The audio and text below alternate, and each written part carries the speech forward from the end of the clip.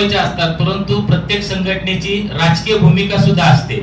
तर ती राजकीय भूमिका घेऊन आताच्या ज्या लोकसभेच्या निवडणुका आलेल्या आहेत आणि त्या लोकसभांच्या निवडणुकांमध्ये आमची राजकीय भूमिका जाहीर करण्याच्या अनुषंगानं आज आम्ही ही पत्रकार परिषद आयोजित केलेली आहे.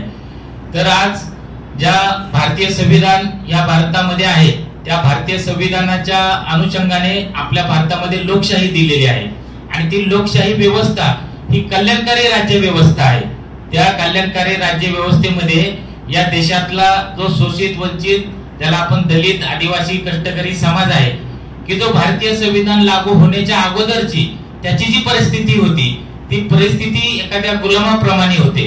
परंतु या भारतीय संविधानानं या देशातला जो दलित, आदिवासी, कष्टकरी समूह आहे त्या समूहाला एक स्वाभिमानाचं, सन्मानाचं जीवन जगण्याचं काम या भारतीय संविधानाने दिलेलं आहे.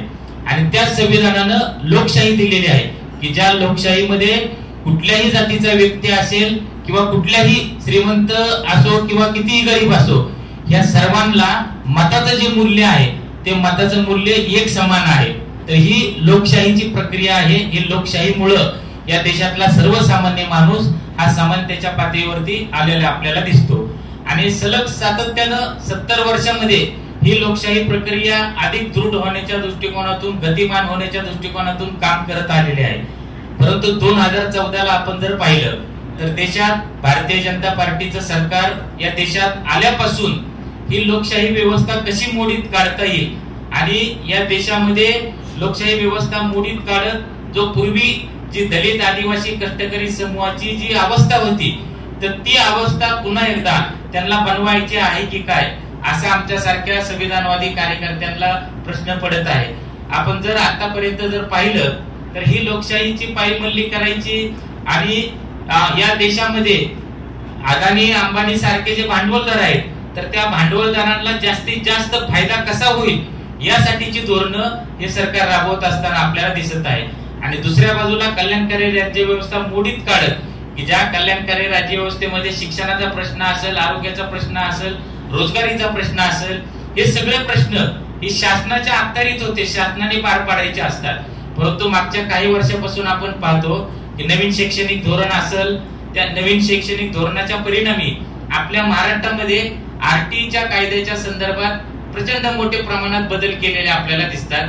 की ज्या आरटीच्या कायद्यामध्ये बदल केल्यामुळं या महाराष्ट्रातला जो सर्वसामान्य कष्टकरी माणूस आहे तर तो कष्टकरी माणसाचा मुलगा हा दर्जेदार शैक्षणिक संस्थांमध्ये प्रवेश घेऊ शकणार नाही.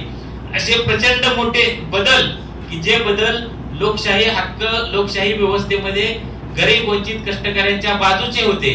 तर ते बदल करून हे सगळी धोरणं ही भांडवलदारांच्या हितासाठी राबवण्याचं धोरण मागच्या अनेक वर्षापासून भारतीय जनता पार्टी प्रणित सरकार जे केंद्र सरकार आहे आणि महाराष्ट्रात सुद्धा त्याचीच री ओढताना हे सरकार आपल्याला दिसत आहे. म्हणून ही सगळी व्यवस्था ही जर या देशामध्ये खुलेआम असे नारे दिले जातात की भारतीय संविधान आहे म्हणून भारतीय समाजाची जर आपण व्यवस्था बघितली तर ही सर्व जाती धर्माची व्यवस्था आहे आणि भारतीय संविधान हे धर्मनिरपेक्ष आहे आणि धर्मनिरपेक्ष संविधान असल्यामुळं या देशामध्ये सर्व धर्माचे, सर्व जातीची लोक सुखाने, समाधानाने नांदत असताना आपल्याला दिसत आहेत. परंतु भारतीय जनता पार्टीचे अनेक नेते वेगवेगळ्या राज्यातले असतील, केंद्र सरकारमधले नेते असतील, ते नेते सातत्याने सांगतायत की भारतीय संविधान आम्हाला बदलायचंय आणि भारतीय संविधान बदलत असताना ते खुलेपणाने सांगतायत की आमचा पर्यायी संविधान हे तयार आहे. तर पर्यायी संविधान कोणतं तयार आहे की जे मनुप्रणित संविधान आहे असं संविधान त्यांनी तयार केलेलं आहे की जे भारतीय संविधानाने दिलेली जी लोकशाही आहे, भारतीय संविधानाने दिलेले जे सर्वसामान्यांना हक्क, अधिकार, कर्तव्य आहेत ते पूर्णपणे मोडीत काढणारं ही भारतीय जनता पार्टीचं पर्यायी संविधान तयार आहे. आणि म्हणून हे भारतीय संविधान वाचवणे, लोकशाही वाचवणे, सर्वसामान्यांचे अधिकार वाचवणे यासाठी आज संपूर्ण देश पातळीवरती जी इंडिया आघाडी उभी राहिलेली आहे आणि महाराष्ट्रामध्ये महाराष्ट्र विकास आघाडी आहे. तर ते महाराष्ट्र विकास आघाडीच्या काही नेत्यांशी चर्चा करून आमची काय राजकीय इच्छा आकांक्षा नाही, परंतु एक आमची राजकीय भूमिका आहे की जी शोषित, वंचित, कष्टकऱ्यांच्या बाजूची आमची भूमिका आहे. म्हणून शोषित, वंचित, कष्टकऱ्यांना न्याय देण्यासाठी आणि त्यांच्या हक्कासाठी आम्ही संपूर्ण महाराष्ट्रामध्ये सत्यशोधक बहुजन आघाडीचं राज्यामध्ये ज्या ज्या ठिकाणी काम आहे, ज्या ज्या ठिकाणी नेटवर्क आहे, अशा सर्व नेटवर्कच्या कार्यकर्त्यांना आम्ही आज कार्यकर्त्यांच्या वतीने आज आम्ही जाहीर करत आहोत की सत्यशोधक बहुजन आघाडीचा महाराष्ट्रामध्ये महाविकास आघाडीला पाठिंबा असणार आहे आणि त्या दृष्टिकोनातून त्याला अनुसरून आम्ही संपूर्ण महाराष्ट्रभर सर्व कार्यकर्त्यांना सूचना देणार आहोत आज पत्रकार परिषद झाल्यानंतर की तुम्ही ज्या ज्या ठिकाणी आपल्या संघटनेचे कार्यकर्ते उपस्थित आहेत, कार्यरत आहेत, त्या सर्व कार्यकर्त्यांनी महाराष्ट्रातल्या महाविकास आघाडीच्या उमेदवारांना पाठिंबा द्यायचा आहे आणि सक्रियपणे ते निवडून कसे येतील यासाठी सर्व कार्यकर्त्यांनी प्रयत्न करायचे आहेत.